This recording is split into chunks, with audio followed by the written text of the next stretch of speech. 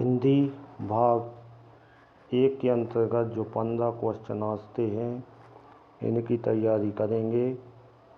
तो इसके अंतर्गत पहला क्वेश्चन है, मुफ्त का चंदन घिस मेरे नंदन किस भाषा की लोकोक्ति है?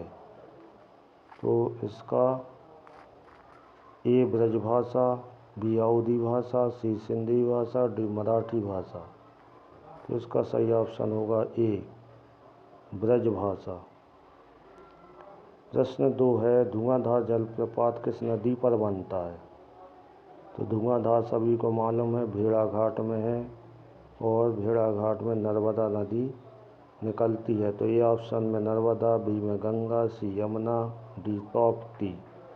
तो ये आंसर सही है नर्मदा। प्रश्न 3 है, पथ भूल न जाना पथिक कहीं। ये कविता की लाइन है, इसके रचनाकार कौन है? ए है जयशंकर प्रसाद, बी शिवमंगल सिंह सुमन, सी सुमित्रा नंदन पंत, डी सूर्यकांत त्रिपाठी जी निराला जो हैं। तो इसका सही ऑप्शन बी है। इस कविता के रचयिता है शिवमंगल सिंह सुमन। बी ऑप्शन सही है। चौथा प्रश्न है, गीता ईमानदार है और प्रतिभाशाली भी है, यह वाक्य है? ए साधारण वाक्य, बी मिश्रित वाक्य, सी संयुक्त वाक्य, डी कोई नहीं। तो ये और के द्वारा जुड़ा हुआ है, इसलिए ये सी संयुक्त वाक्य है।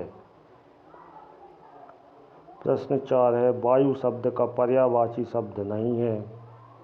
तो वायु को अनिल भी कहते हैं, समीर भी कहते हैं, पवन कहते हैं। बी अनल, अनल यानी अग्नि होता है, इसलिए यह पर्यायवाची शब्द नहीं है। बी राकेश। प्रश्न 6, राकेश शब्द में कौन सी संधि है? तो रा धन केश, इसका विच्छेद होता है आ और ए।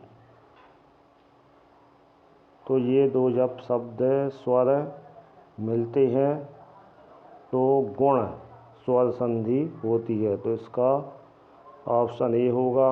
इसमें दिया था गुण स्वर संधि, दीर्घ स्वर संधि, यण स्वर संधि और वृद्धि स्वर संधि। तो ये गुण स्वर संधि। प्रश्न 7 है, पटना शहर का पुराना नाम क्या है? नालंदा ए, बी पाटलिपुत्र, सी बिहार, डी इनमें से कोई नहीं। तो पटना शहर का पुराना नाम है पाटलिपुत्र, इसलिए बी सही है।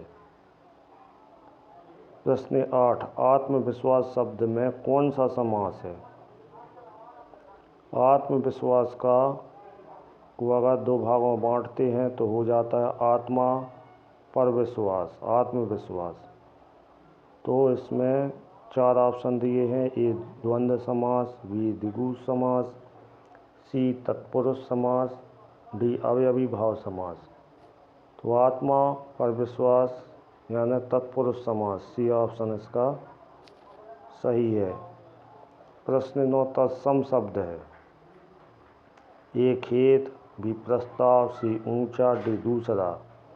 तो तत्सम शब्द इसमें बी प्रस्ताव है। प्रश्न 10, निर्मल शब्द का संधि विच्छेद है? ए नि धन रमल, बी निह धन मल, सी निह धन मल, डी निर्धन मल। तो निर्मल जो शब्द है विसर्ग संधि के अंतर्गत आता है, तो निह धन मल, सी ऑप्शन इसका सही होगा। प्रश्न 11 दिया है, अग्रज शब्द का विलोम यानी उल्टा बताना है। तो अग्रज का आगे नहीं होगा, बी पीछे भी नहीं होगा, सी अनुज और डी दिया है बाद। तो अग्रज का होता है विलोम अनुज, सी ऑप्शन सही है। प्रश्न 12, भेड़ाघाट पाठ के रचनाकार कौन है? तो ए सूर्यकांत त्रिपाठी निराला, बी तुलसीदास, सी माखनलाल चतुर्वेदी, डी शिवानी।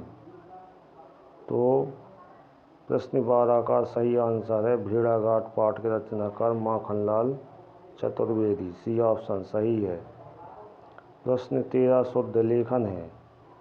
ए आरसीवाद, बी आशीर्वाद, सी आशीर्वाद, डी आशीर्वाद।